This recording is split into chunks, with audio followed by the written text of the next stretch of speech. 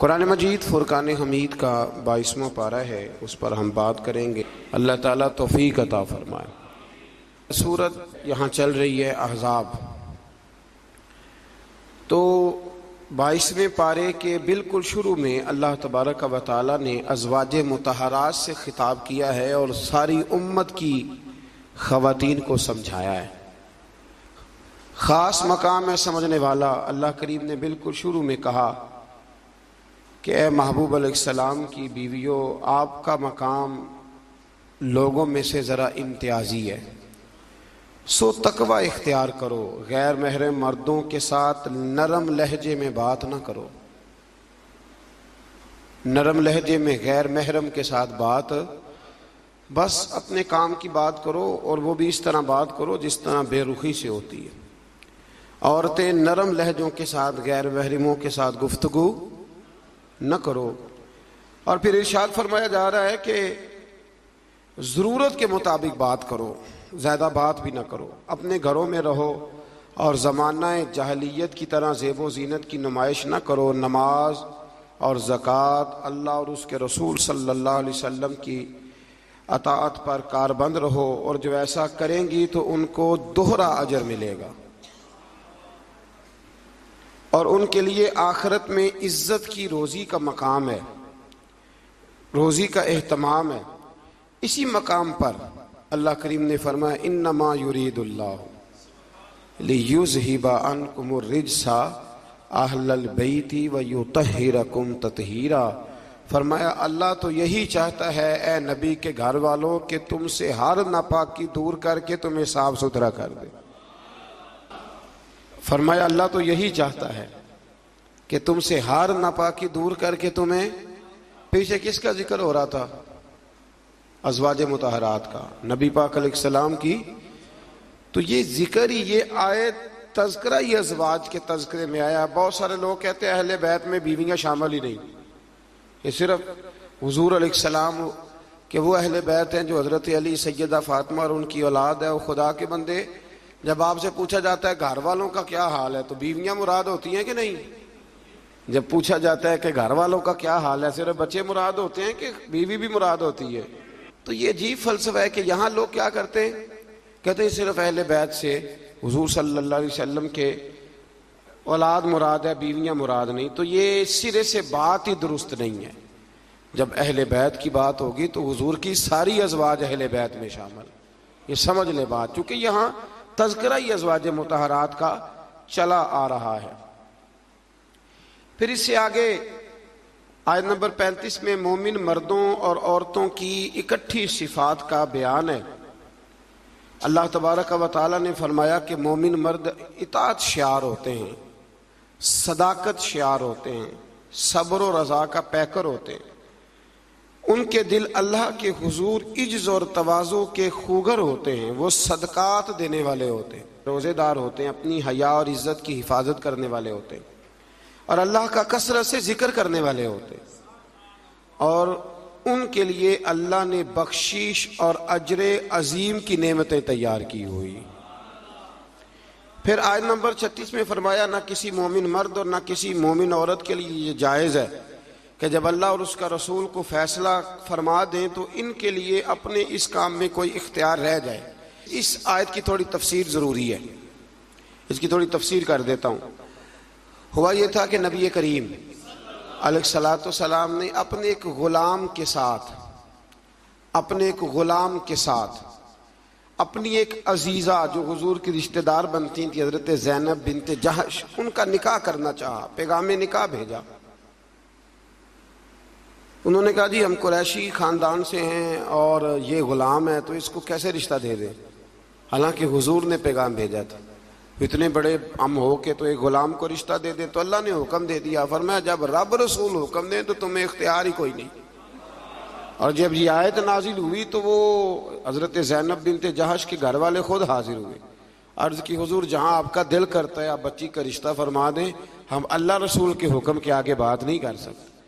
آج بھی آپ دیکھ لیں، برادری پہلے اور دین معاذ اللہ بعد میں۔ برادری پہلے، بھائی شادی پہ کوئی بےہودہ حرکت نہ کرنا تو کہتے میری برادری نہیں مانتی۔ یہ بڑا خطرناک جملہ ہے۔ یعنی ایک طرف نبی پاک کی شریعت اور دوسری جانب برادری. تو یہ مطلب آپ اندازہ کر لیں کہ یہ بات کہاں تک جاتی ہے. آپ نے اس میں سے اختیار کسے کیا؟ ہماری برادری وہی ہے جس برادری میں حضرت بلال حبشی شامل ہے، حضرت صہیب رومی اور عمار یاسر شامل. وہ ہماری برادری ہے. ایک ہو مسلم حرم کی پاسبانی کے لیے. اللہ توفیق عطا فرمائے. پھر اس سے آگے آیت نمبر 37 سے یہ مسئلہ بیان ہوا ہے کہ جو منہ بولا بیٹا ہے وہ حقیقی بیٹے کے حکم میں نہیں ہوتا. وہ حقیقی بیٹے کے حکم میں نہیں ہوتا. وہ میں پیچھے بھی بتا چکا ہوں. ہوا یہ تھا کہ ایک منہ بولے بیٹے نے طلاق دی تھی تو نبی کریم علیہ الصلوۃ والسلام کے وہ منہ بولے بیٹے تھے تو ان کی زوجہ سے حضور نے نکاح کرنا چاہا. لوگوں نے کہا کہ یہ تو یہ والا معاملہ ہے. تو فرمایا وہ جو منہ بولا بیٹا ہے وہ منہ بولا بیٹا ہی ہوتا ہے. مجھ سے ایک دفعہ ایک دوست نے سوال پوچھا تھا کہ منہ بولی جو بہن ہوتی ہے تو بھئی وہ غیر محرم ہوتی ہے. منہ بولی بہن غیر منہ بولی ماں جو ہوتی ہے نا، ایک تو یہ ہے کہ وہ کہولا کی عمر کو پہنچ جائے، اس نے بچہ چھوٹا سا لے کے پالا ہو، وہ معاملہ اور ہے. لیکن ہمارے ہاں جس طرح رشتے نہیں بن جاتے، جو اصل بہن ہوتی ہے اس کا پتہ ہی کوئی نہیں. بھائی جس کو اللہ رسول نے تیری بہن بنایا تجھے وہ پسند کیوں نہیں، اور جس کو رب کریم نے تیرے لیے رشتہ بنایا ہے تجھے وہ رشتہ قبول کیوں نہیں. اللہ تبارک و تعالی حقیقی مفہوم کی طرف ہماری توجہ لگائے، اسی میں ہمارا فائدہ ہے. تو پھر اسی طرح آیت نمبر 40 میں اللہ تبارک و تعالی نے وہ عظیم بات ارشاد فرمائی جس کی طرف امت کی توجہ ہونا بڑی ضروری ہے. فرمایا ما کان محمد ابا احد من رجالکم ولکن رسول اللہ و خاتم النبیین. فرمایا محمد صلی اللہ علیہ وسلم مردوں میں سے کسی کے باپ نہیں، ہاں اللہ کے رسول ہیں اور نبوت کو ختم کرنے والے ہیں. خاتم النبیین ہے حضور نے فرمایا میں آخری نبی ہوں، میرے بعد کوئی نبی ضرورت بھی کوئی نہیں، اس لیے کہ میرے نبی نے کمی چھوڑی کوئی نہیں، ضرورت ہی کوئی نہیں، حاجت ہی کوئی نہیں، ضرورت ہی کوئی نہیں. بلا وجہ بعض لوگوں کو اللہ تبارک و تعالیٰ معاف کرے روٹی پیٹ بھر کے کھانے کو نہیں ملتی تو نبوت کا دعویٰ کر دیتے. اور عجیب و غریب قسم کے لوگ ہیں جو میدان میں آ نکلتے ہیں، اور مجھے تو ان لوگوں کی سمجھ نہیں آتی جو دلیلیں پوچھتے ہیں اور پھر بعد میں کہانیاں سناتے ہیں. تو بھائی حضور آخری نبی ہیں، رسول کریم کے بعد کوئی نبی آ سکتا؟ ایک بات کو سمجھیں، حضور کا تاج ہے ختم نبوت. یہ نبی پاک کی نشست ہے ختم نبوت، یعنی نبی ختم ہو گئے تو آخری نشست پہ حضور بیٹھے ہیں. تو اب جو کہتا ہے کہ میں نے بھی بیٹھنا ہے تو بے ادبی کرتا ہے کہ نہیں کرتا؟ اس لیے قادیانی اتنے برے ہیں، ان سے مسلمان اس لیے بیزار رہتے ہیں کہ وہ بہت بڑی بے ادبی کرتے ہیں. وہ نبی کریم علیہ السلام کے بعد کسی کو ذلی اور کسی کو بروزی نبی مانتے ہیں. بھائی رسول کریم پر نبوت ختم ہو گئی، اور نبی کریم علیہ السلام فرماتے ہیں میرے بعد کوئی نبی. فرمایا اگر کوئی ہو سکتا ہوتا نا تو خطاب کا بیٹا عمر ہوتا، جن میں صفتیں ہیں لیکن جو ہو سکتے تھے جب وہ نہیں ہوئے. جو ہو سکتے تھے تو ایک کانا آدمی، وہ کانا تھا مرزا، ایک آنکھ سے کانا تھا، اور عجیب اس کے باتیں تھیں، بڑے بڑے عجیب اس کو امراض تھے. اس نے اٹھ کے دعویٰ کر دیا. تو بڑے بڑے عجیب لوگ ہیں نا، ماننے والے تو شیطان کو بھی مانتے جاتے ہیں، معاذ، ماننے والے تو سب کو مل جاتے. اللہ تبارک و تعالی ہمیشہ حق پر استقامت عطا فرمائے. پھر اس سے آگے نبی کریم صلی اللہ علیہ وسلم کی کچھ اور صفات کا بیان ہے. اللہ کریم نے فرمایا یا ایھا النبی انا ارسلناک شاہدا ومبشرا ونذیرا. اے محبوب بے شک ہم نے آپ کو بھیجا ہے گواہ بنا کر، خوشخبری دینے والا بنا کر، ڈر سنانے والا بنا کر، وداعیا الی اللہ باذنہ، اور ہم نے آپ کو اللہ کی طرف بلانے والا بنا کے بھیجا ہے، وہ بھی اللہ کے حکم سے. وسراجا منیرا، اور ہم نے آپ کو چمکتا ہوا آفتاب بنا کے بھیجا ہے. تو نبی کریم علیہ السلام کو اللہ نے یہ صفات عطا فرمائی ہیں، شانیں عطا فرمائی ہیں. ایک بات آپ یہاں رک کے ذرا سوچئے گا، کچھ لوگ کہتے ہیں جی شان مصطفیٰ کا جلسہ کرنے کی کیا ضرورت؟ معراج مصطفیٰ، میلاد مصطفیٰ، آپ سیدھا سیدھا نماز روزے کی بات بتائیں، شان بیان کرنا کیوں ضروری ہے؟ یہ بہت بڑا مسئلہ ہے۔ بعض لوگ کہتے ہیں جی آپ سیدھا سیدھا کہیں کہ حضور نے فرمایا سچ بولو، کھری بات کرو اور دیانتدار، یہ آپ کیا، حضور شان بڑی تھی، عظمت بڑی تھی، تو بھائی ان آیات میں اللہ کیا بیان کر رہا ہے؟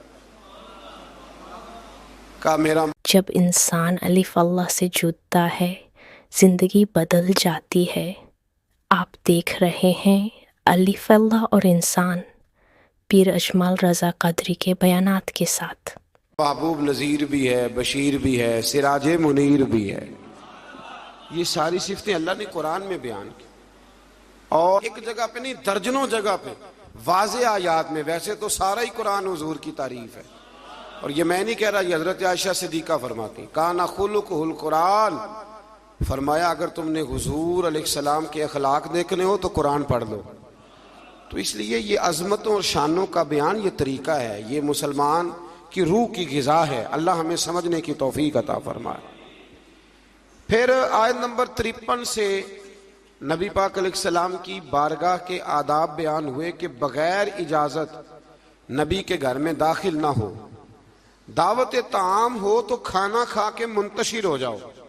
کھانا کھا لیا تو اب ہوا یہ کہ حضور نے دعوت پکائی کچھ صحابہ کی، تو کھانا کھا کے بیٹھ گئے گپ شپ کرنے کے لیے۔ تو محبوب کریم نے ایک دو دفعہ دیکھا کہ اب یہ جائیں، حضور نے آرام کرنا تھا، لیکن کچھ لوگ بیٹھ گئے، تو اللہ کریم نے فرمایا جب کھا لیا ہے نا اب جاؤ منتشر ہو جاؤ۔ گویا رب کریم اپنے محبوب کے دربار کے آداب بیان فرماتا ہے، اللہ بیان فرماتا ہے۔ اللہ اکبر۔ نبی کی بیویوں سے کوئی چیز مانگو تو پردے کے پیچھے سے مانگو۔ نبی کی بیویوں سے آپ کی رحلت کے بعد دائمی طور پر مسلمانوں کا نکاح ممنوع ہے۔ اپنے کسی بھی عمل سے اللہ اور اس کے رسول صلی اللہ علیہ وسلم کو تکلیف نہ دو۔ شان رسالت میں عظیم ترین آیت ہے آیت نمبر 56، بڑی عظیم آیت، کون سی بلا؟ ان اللہ وملائکتہ، فرمایا بے شک اللہ اور اس کے فرشتے یصلون علی النبی، نبی کریم پر درود بھیجتے ہیں۔ اللہ بھی بھیجتا ہے، اللہ کے فرشتے بھی درود پڑھتے ہیں۔ یا ایھا الذین آمنوا صلوا علیہ وسلموا تسلیما، اے ایمان والو تم بھی نبی پاک پر درود پڑھو اور خوب سلام پڑھو۔ تو یہ آیہ مبارکہ نازل ہوئی کہ، اور حضور صلی اللہ علیہ وسلم نے فرمایا اگر تم مجھ پر ایک بار درود پڑھو گے تو اللہ تم پہ 10 رحمتیں فرمائے گا، اور تمہارے 10 گناہ معاف کر دے گا، اور تمہارے 10 درجے اللہ بلند فرما دے گا۔ ایک بار درود شریف کو وظیفہ بنائیں، پابندی سے پڑھا کریں، پابندی سے۔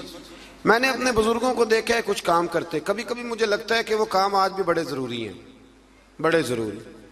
بزرگ یہ کیا کرتے تھے کہ وہ نا اپنی ریل رکھتے تھے، اپنا مصلی بچھاتے تھے مسجد میں آ کے بھی، اور اپنی تسبیح سائیڈ پہ رکھ لیتے تھے صبح کے وقت، اور روزے نہیں ہوتے تو پانی کا پیالہ بھی ساتھ ہوتا تھا، کچھ دیر قرآن پاک پڑھنا، اپنا مصلی بچھایا، پھر اس کے ساتھ کچھ دیر تسبیح پڑھنی، پھر پانی پہ پھونک مارنی، پھر اس کو پینا۔ مجھے لگتا ہے یہ اہتمام ہے عبادت کا۔ میں دوستوں سے کہا کرتا ہوں کہ ہاتھوں میں تسبیح رکھ لو، تسبیح ہاتھ میں ہو تو چلتی بھی رہتی ہے، تو یہ چھوڑ دیں، لوگ کیا کہیں گے، بہانہ کریں گے، دنیا کہے گی یہ بابا تسبیح ہو گیا، تو کہنے دو، تسبیح ہو تو تسبیح چلتی بھی، سمجھ آ گئی یہ بات کی؟ تو اہتمام کریں، یہ 20 منٹ 10 منٹ مصلی پہ بیٹھ کے درود شریف پڑھیں۔ ہمیں موقع مل جائے تو ہم پڑھ لیتے، کچھ کہتے ہیں میں گاڑی چلاتے چلاتے پڑھتا ہوں، میں نے کہا یہ سارے طریقے ٹھیک ہیں، پر میری رائے یہ ہے کہ مصلی بچھا کے، خوشبو لگا کے، اچھے کپڑے پہن کے، مدینے کی طرف منہ کر کے، یعنی حضور کی بارگاہ میں سلام عرض کرنا ہے نا جی، حضور کی بارگاہ میں، تو پھر پورے اہتمام سے سلام پڑھیں۔ اللہ توفیق عطا فرمائے۔ آیت نمبر 60 سے 61 میں منافقین اور فاسقین اور جن کے دلوں میں عداوت مصطفیٰ صلی اللہ علیہ وسلم کا روگ ہے اور مدینے میں جھوٹی افواہیں پھیلانے والوں کو خبردار کیا گیا کہ اگر وہ اپنی حرکتوں سے باز نہ آئے تو انہیں مدینے میں رہنے نہیں دیا جائے گا، اور یہ بھی کہا گیا کہ یہ لوگ لعنتی ہیں اور جہاں بھی پائے جائیں انہیں چن چن کر قتل کر دیا جائے، اس لیے کہ یہ حضور کے بارے میں دل میں منافقت رکھتے ہیں۔ پھر آگے سورہ سبا شروع ہوتی ہے، اس صورت کی آیت نمبر 9 میں دشمنان رسول صلی اللہ علیہ وسلم کے لیے عبرتناک عذاب کی وعید ہے۔ آیت نمبر 10 سے حضرت داؤد علیہ السلام کے معجزات کا ذکر ہے کہ انہیں یہ فضیلت دی گئی کہ پہاڑ اور پرندے ان کے ساتھ تسبیح کرتے تھے۔ حضرت داؤد تسبیح کرتے تو پہاڑ بھی تسبیح کرتے، پرندے بھی۔ داتا علی اجویری نے ایک بات لکھی ہے، کہتے ہیں کہ حضرت حبیب بن اسلم رائی تھے، داتا صاحب نے 1000 سال پہلے لکھا ہے۔ وہ کسی سے ملتے نہیں تھے، دوپہر کے وقت بکریاں لے کے جنگل میں چلے جاتے، ملتے نہیں۔ ایک بندہ بڑی دور سے آیا، کہنے لگا میں نے ملنا ہے۔ انہوں نے کہا بابا اس ٹائم نہیں ملتا۔ کہنے لگے اللہ کا بندہ ہے نا، تھوڑا ناراض ہی ہو جائے گا نا، چلا جاتا۔ کہتے میں پہاڑ کے پیچھے گیا تو میں نے عجیب نظارہ دیکھا کہ بابا جی مصلی پہ بیٹھے ہیں اور ایک بھیڑیا ان کی بکریاں چرا رہا ہے۔ بھیڑیا وہ کھایا کرتا تھا، آج چرا رہا ہے۔ کہتے ہیں بڑا حیران ہوا۔ بابا جی کہنے لگے اس وقت کیوں آئے ہو؟ تو میں نے کہا حضور اگر آئے گیا ہوں تو مہربانی کریں۔ میں نے فوراً کہا یہ بھیڑیا بکریاں چرا رہا ہے۔ فرمانے لگے جب سے میں نے رب سے صلح کر لیا نا، ساری مخلوق کی مجھ سے صلح ہو گئی، ساری مخلوق کی صلح ہو گئی۔ تو کہتے ہیں میرے دل میں خیال آیا کہ پتہ نہیں بابا کچھ کھلائے پلائے گا بھی کہ نہیں۔ تو کہتے ہیں لکڑی کا پیالہ پہاڑ کے نیچے رکھا تو وہ شہد سے بھر گیا، پھر میں نے وہ پیا، دوبارہ رکھا تو دودھ سے بھر گیا، پھر تیسری دفعہ رکھا تو وہ پانی سے بھر گیا۔ تو کہتے ہیں کہ میں بڑا حیران ہوا۔ تو کہنے لگے حیرانگی والی کون سی بات ہے؟ اگر بنی اسرائیل کے نبی دعا کریں اپنی نافرمان قوم کے لیے تو اللہ انہیں پہاڑوں سے پانی دے دیتا ہے۔ میں تو محمد عربی کا وفادار غلام ہوں، مجھے نہیں اللہ عطا کرے گا۔ یہ میں ساتھ ساتھ بزرگوں کی باتیں اس لیے کرتا ہوں جب بنی اسرائیل کا ذکر آتا ہے کہ میرے نبی پاک نے فرمایا علماء امتی کا انبیاء بنی اسرائیل، میری امت کے علماء اولیاء بنی اسرائیل کے نبیوں کی طرح ہوں گے۔ تو حضرت داؤد علیہ السلام کے ساتھ پرندے اور پہاڑ تسبیح کرتے تھے۔ لوہا ان کے لیے نرم کر دیا گیا تھا اور وہ زرہیں بناتے تھے اور باندھنے کے لیے ان میں کڑیاں بھی ڈالتے تھے۔ اسی طرح سلیمان علیہ السلام کے معجزات کا ذکر ہے کہ ہوا ان کے تخت کو تیز رفتاری کے ساتھ اڑا کر لے جاتی تھی اور اللہ تبارک و تعالیٰ کے حکم اور اذن سے جنات بھی ان کا حکم مانتے تھے، جنات بھی ان کا حکم۔ اور اس میں ایک واقعے کی طرف بھی اشارہ ہے۔ وہ ہوا یوں کہ حضرت سلیمان علیہ السلام نے نا بیت المقدس بنانی شروع کی تو ڈیوٹی جنوں کی لگا دی، فرمایا چلو بناؤ۔ یہ قرآن مجید میں ذکر ہے۔ حضرت سلیمان علیہ السلام نے جنوں کی ڈیوٹی لگائی تو پتا تھا آپ کو کہ میرا وقت بھی قریب ہے۔ بعض محدثین نے لکھا ہے کہ یہ 12-15 سال کی عمر میں یا 20 سال کی عمر میں بادشاہ بن گئے تھے، بڑی تھوڑی عمر میں۔ تو ان کو پتا تھا میرا وقت قریب ہے۔ تو بیت المقدس جو ہے اس کی تعمیر کا آغاز تو کیا تھا حضرت داؤد علیہ السلام نے، ان کے والد نے۔ وہ وصال کر گئے تھے، ان کو وصیت کر گئے۔ حضرت سلیمان ہم اس کو انہی بنیادوں پہ بنا رہے تھے تو ڈیوٹی لگائی جنوں کی کہ بناؤ۔ پتا تھا میرا وقت قریب ہے تو عرض کرنے لگے مالک اگر میں دنیا سے چلا بھی جاؤں تو ان سے پوشیدہ رکھنا، چلا بھی جاؤں تو ان سے پوشیدہ رکھنا، جنوں سے۔ میں پردہ کر گیا ہوں تو اپنی لاٹھی پر ٹیک لگا کے کھڑے ہو گئے، جن کام کرتے رہے، وہ کرتے ہی رہے، کرتے ہی رہے، کرتے ہی رہے۔ ان کو پتا تھا کہ حضرت سلیمان کھڑے ہیں، ذرا بھی حرکت کی نا تو ناراض ہو جائیں گے۔ کچھ نے لکھا ہے کہ کئی مہینے بیت گئے، حضرت سلیمان کھڑے ہیں۔ جب کام مکمل ہو گیا نا تو پھر اللہ نے حکم دیا زمین کو کہ سلیمان کو نہیں، ان کی لاٹھی کو تو کھا جا۔ تو پھر لاٹھی کو زمین نے کھانا شروع کیا۔ وہ لگ جاتی ہے نا کچھ چیزیں لکڑی کو جو کھاتی ہیں، نے کھانا شروع کیا تو ڈنڈا ٹوٹا تو آپ زمین پہ تشریف لائے۔ پھر جنوں کو پتا چلا کہ حضرت سلیمان تو وصال کر گئے۔ کتنی دیر ایسا رہا، اللہ تبارک و تعالی کتنے مہینے نبی، یہ قرآن مجید پڑھ رہا ہوں، آپ 22ویں پارے کی تلاوت کریں تو اگر حضرت سلیمان کتنے مہینے انتقال کے بعد بھی کھڑے رہیں تو ان کو کچھ نہیں ہوتا، تو بتائیے نا پھر حضور کا وہ فرمان کتنا حق اور سچ ہے کہ اللہ نے حرام کر دیا ہے زمین نبیوں کا وجود کھاتی نہیں۔ ان اللہ حرم علی الارض ان تاکل اجساد الانبیاء فنبی اللہ حی، فرمایا اللہ نے حرام کر دیا ہے زمین پر وہ نبیوں کے جسموں کو کھاتی، اللہ کے ہر نبی زندہ ہیں اور وہ رزق دیے جاتے ہیں۔ اللہ سمجھنے کی توفیق دے۔ پھر آیت نمبر 22 سے مشرکین کے باطل معبودوں کی بے بسی کا بھی ذکر ہے، اور یہ کہ اللہ تعالیٰ کے حضور اس کے اذن کے بغیر کسی کو شفاعت کی مجال نہیں، عرض کریں گے وہ اللہ تبارک و تعالیٰ کی اجازت سے کریں گے۔ آیت نمبر 28 میں رسول کریم علیہ السلام کی رسالت عامہ کا ذکر ہے، عام رسالت ہے نبی پاک کہ آپ کی دعوت پورے عالم انسانیت کے لیے، اور یہ سارا عالم انسانیت آپ کی امت دعوت ہے، اور جن خوش نصیبوں نے ایمان قبول کر لیا وہ امت اجابت ہے۔ ایک ہے نبی پاک کی امت دعوت، تو وہ جس کا اللہ رب ہے نا، ان سب کی طرف حضور رسول بن کے آئے، یعنی سب کو حضور نے دین کی دعوت دینی ہے۔ ہاں جو دعوت قبول کر لے پھر وہ امت اجابت ہے، قبول کرنے والی امت۔ اگلی آیات میں اسی مفہوم کو بیان کیا کہ اپنے عہد کے جابروں اور متکبرین کو آخرت میں ان کے عہد کے کمزور طبقات کے لوگ یہ کہیں گے کہ ہمارے ایمان سے معرومی کا سبب تم بنے تھے۔ مزید بتایا کہ پچھلی امتوں کے خوشحال لوگ مال و دولت کی فراوانی کو اپنی مقبولیت کی دلیل سمجھتے تھے، کہتے تھے ہم اللہ کے قریبی ہیں اسی لیے تو اتنی مال و دولت دی ہے اللہ نے ہمیں، اس کو وہ دلیل بناتے تھے۔ حالانکہ مال و دولت کوئی دلیل اگر یہ قریب ہونے کا ذریعہ ہوتی تو سب سے زیادہ میرے نبی پاک کی تجوریوں میں ہوتی، یہ کوئی دلیل نہیں۔ اللہ نے فرمایا کہ اس کا قرب مال و دولت کی فراوانی سے نہیں ملتا بلکہ ایمان اور عمل صالح کی دولت سے ملتا ہے، اور رزق کی کشادگی یا تنگی کا تعلق کسی کی فضیلت یا بے توقیری سے نہیں ہے، بلکہ یہ اللہ تعالیٰ کی حکمت ہے کہ کبھی وہ نعمتوں کی فراوانی امتحان کے طور پر فرماتا ہے اور کبھی آزمائش میں مبتلا کر کے بندے سے امتحان لیتا ہے۔ آیت نمبر 40 میں اللہ تعالیٰ کے فرشتوں سے سوال کہ کیا یہ لوگ تمہاری عبادت کرتے ہیں؟ فرشتوں کا اللہ تعالیٰ کی تسبیح بیان کرتے ہوئے اس کی بندگی کا اظہار کیا، اس بات کا اللہ نے اس آیات میں ذکر کیا۔ آیت نمبر 45 میں فرمایا کہ ان کفار سے پہلے جن لوگوں نے رسول کو جھٹلایا، ہمارے رسولوں کو، ان سے قوت اور دبدبہ میں وہ لوگ زیادہ مضبوط تھے۔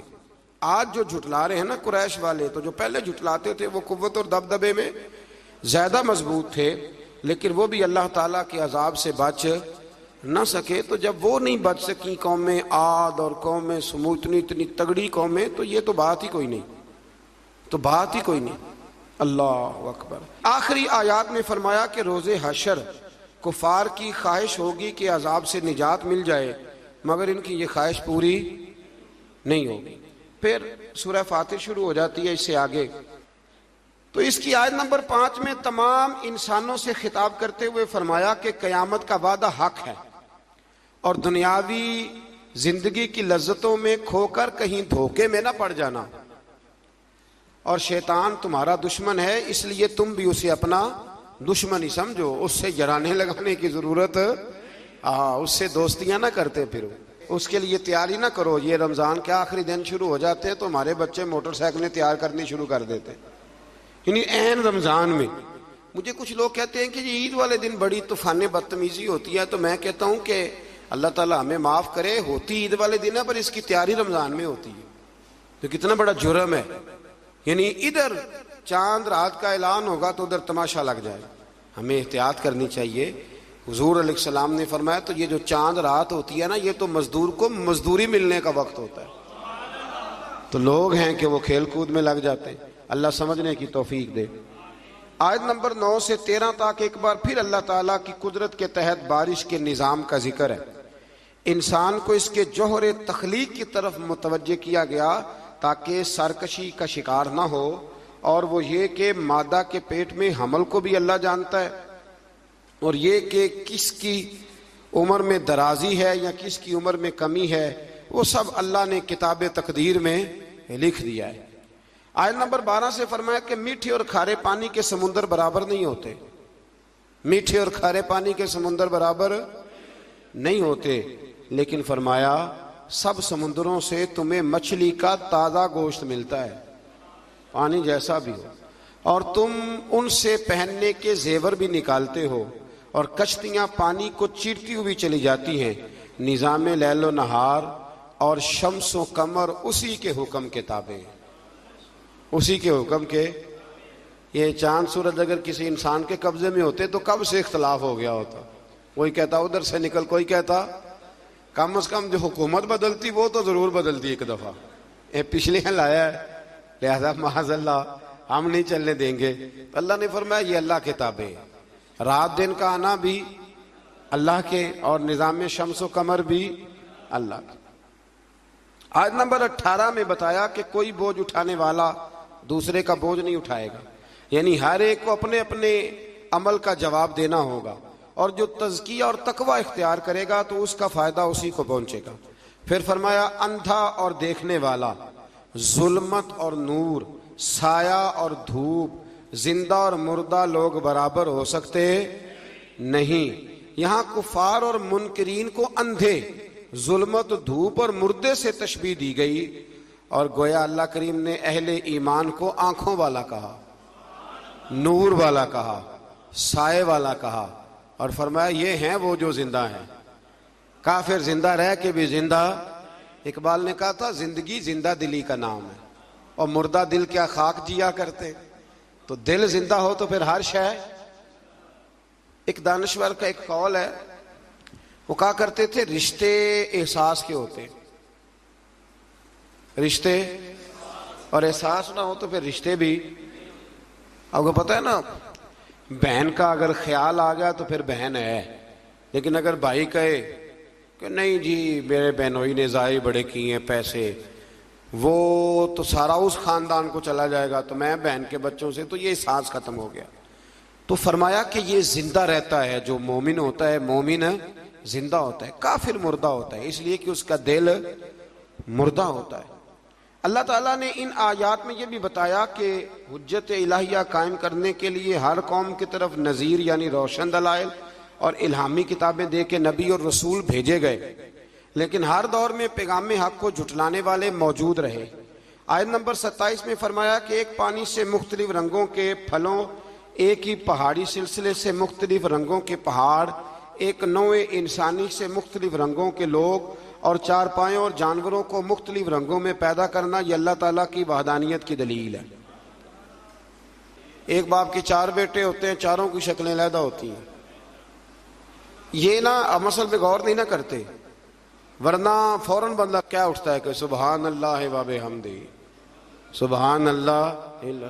آپ غور کریں، ہر بندے یہ چیزیں لوگ بناتے ہیں نا جی، اس میں اتنی ڈال دو، اس میں اتنی ڈال دو، اتنی، تو ایک طرح کی چیزیں بنتی جاتی ہیں، ایک کی طرح۔ کوئی بھی چیز جو انسان بناتا ہے، چمچ ہے، برتن ہے، تو ایک کی طرح کا بناتا ہے۔ اللہ کریم کی تخلیق کا کمال یہ ہے کہ ناک ہر بندے کی ایک ہے، آنکھیں 2 ہیں، کان 2، ہونٹ سب کے ہیں نا، اور چہرے مختلف ہیں۔ یہ سمجھتے ہیں آپ بات؟ یعنی وہی چیزیں اللہ تعالیٰ نے دیں جو سب کو دیں، پر اس کے باوجود چہرے مختلف ہیں، تو ماننا پڑے گا کہ جو بنانے والا ہے وہ بڑی شان والا ہے، جو بنانے والا ہے وہ بڑی شانوں والا ہے، جو وہ بنا سکتا ہے دوسرا کوئی نہیں بنا سکتا۔ آیت نمبر 28 میں بتایا کہ جو علماء ربانیین ہیں نا، ان کے دلوں میں اللہ کی خشیت ہوتی ہے۔ انما یخشی اللہ من عبادہ العلماء، یہ مسئلہ تھوڑا ضرور سن لیں۔ فرمایا اللہ کے بندوں میں سے اللہ سے وہ ڈرتے ہیں جن کے پاس علم ہے۔ ایک لفظ کبھی کبھی ہم کہتے ہیں، لڑائی ہو جائے نا تو کہتے ہیں تو مینوں جاندا نہیں، اس کا کیا مطلب ہوتا ہے؟ تو مینوں کہتے ہیں نا کچھ لوگ، تو مینوں، اس کا کیا مطلب ہے؟ اس کا مطلب ہے کہ تو میرے سے لڑائی کر رہا ہے، تو میری طاقت نہیں جانتا، میرے تعلقات نہیں جانتا، یہ ترجمہ اس کا۔ تو میری دولت کو نہیں جانتا، میں کتنے لوگ میرے ہیں چاہنے والے، پیار کرنے والے، یا میرے خاندان والے، تو جان، یہ مطلب ہوتا ہے کہ تو مجھے جانتا۔ جو جانتا ہوتا ہے وہ ڈرتا ہے، جو نہیں جانتا وہ ایسے ہوتا ہے۔ جو بندہ رب کو جانتا نہیں نا وہ نہیں ڈرتا، اور جو جان لیتا ہے نا وہ ڈرتا ہے، پتہ چل جاتا ہے کتنی قدرتوں والا ہے۔ میرے رسول کریم علیہ السلام نے فرمایا میں تم سب سے بڑھ کر رب کو جانتا ہوں، اور میں تم سب سے زیادہ اللہ سے ڈرتا ہوں۔ اس لیے زیادہ باتیں کرنے والا عالم نہیں ہوتا، اللہ سے زیادہ ڈرنے والا عالم ہوتا ہے. جو بندہ کہتا ہے میں کسی کو بولنے نہیں دیتا، میں بڑی کہانیاں سناتا ہوں، تو یہ علم کی علامت نہیں. انما یخشی اللہ من عبادہ العلماء، اللہ کے بندوں میں سے جو عالم ہیں وہ اللہ سے ڈرتے ہیں. اگر تو زیادہ ڈرتا ہے تو تو بڑا عالم ہے، اگر تو نہیں ڈرتا پھر تو ان پڑھ ہے. یہ تو اپنے آپ سے پوچھ لے. اب لوگ کہتے ہیں جو جری ہو جائے، جو بے دریغ بولے وہ عالم ہے. نہ بھائی، جو سوچ سوچ کے بولے، جو ڈر ڈر کے بولے، جو احتیاط سے بولے، اصل عالم وہی ہوتا ہے. اللہ توفیق عطا فرمائے. آیت نمبر 32 میں اللہ تعالیٰ نے اپنے نیک بندوں کی برگزیدہ اور چنیدہ اور نیکی کے کاموں میں سبقت کرنے والے فرما کر جنت کی ان نعمتوں کا ذکر فرمایا جو اللہ تعالیٰ نے ان صالح بندوں کے لیے تیار کی ہوئی. پھر آیت نمبر 40 میں مشرکوں کے معبودان باطلہ کا ذکر ہے. آیت نمبر 41 سے فرمایا کہ اللہ تعالیٰ آسمانوں اور زمینوں کو اپنے مرکز سے ہٹنے نہیں دیتا، اور اگر وہ اپنے مرکز سے ہٹ جائیں تو اللہ کے سوا کوئی دوبارہ ان کو اپنی جگہ پہ قائم کرنے والا نہیں ہے. آیت نمبر 45 میں فرمایا کہ اللہ تعالیٰ لوگوں کی بدعمالیوں کی وجہ سے ان کی گرفت فرماتا تو روئے زمین پر کوئی جاندار زندہ نہ ہوتا. اگر اللہ تعالیٰ لوگوں کے گناہوں کی وجہ سے ان کو پکڑتا تو پھر کوئی موجود مر گئے ہوتے، سارے ختم ہو گئے ہوتے. لیکن وہ ایک وقت مقررہ تک انہیں ڈھیل دے رہا ہے. پس جب ان کا وقت آ جائے گا تو اللہ تعالیٰ اپنے بندوں کو خوب دیکھ رہا ہے. اللہ تعالیٰ ہم سب کی حاضری کو مقبول فرمائے. اللهم صل على محمد وعلى آل محمد كما صليت على إبراهيم وعلى آل إبراهيم إنك حميد مجيد. اللهم بارك على محمد وعلى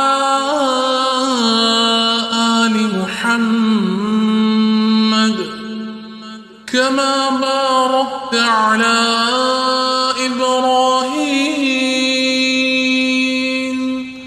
وعلى آل إبراهيم إنك حميد